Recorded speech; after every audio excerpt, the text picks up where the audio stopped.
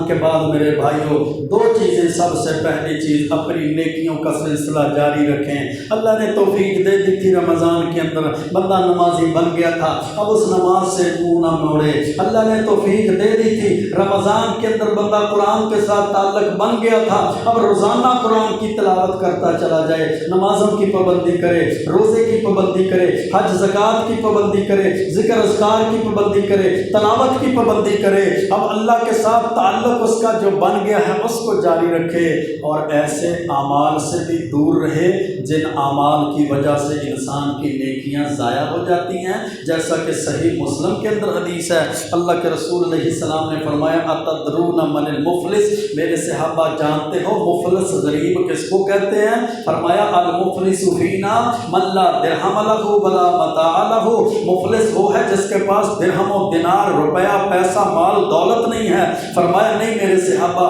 इन्नल मुफलिसा मिन उम्मती याती यौमल क़ियामा, मेरी उम्मत का मुफलिस और गरीब शख्स वो है जो क़यामत के दिन अपनी नमाज़ों को लेकर आएगा, अपने रोज़े लेकर आएगा और अपनी ज़कातें लेकर आएगा।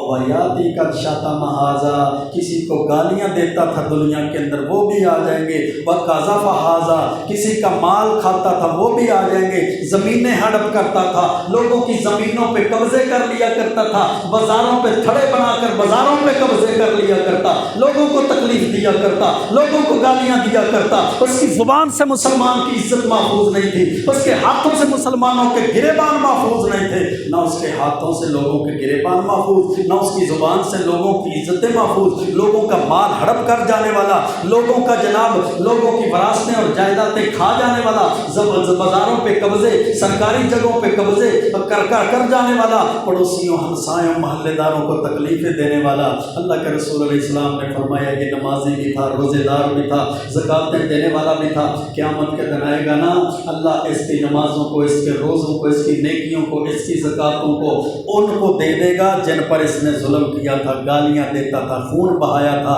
गिरेबान पकड़े थे, जनाब उसका माल खाया था, और उनके गुनाह अल्लाह इस नमाजी रोज़ेदार को दे देगा। पहला काम ये होगा इसकी नेकियां वो ले जाएंगे, और दूसरा काम ये होगा कि उनके गुनाह ये ले जाएगा, और तीसरा काम अल्लाह के रसूल अलैहिस्सलातु वस्सलाम ने फरमाया फिर अल्लाह ताला इसको जहन्नम में फेंक देगा। तो मेरे भाइयों क्या चीज़ समझ आई?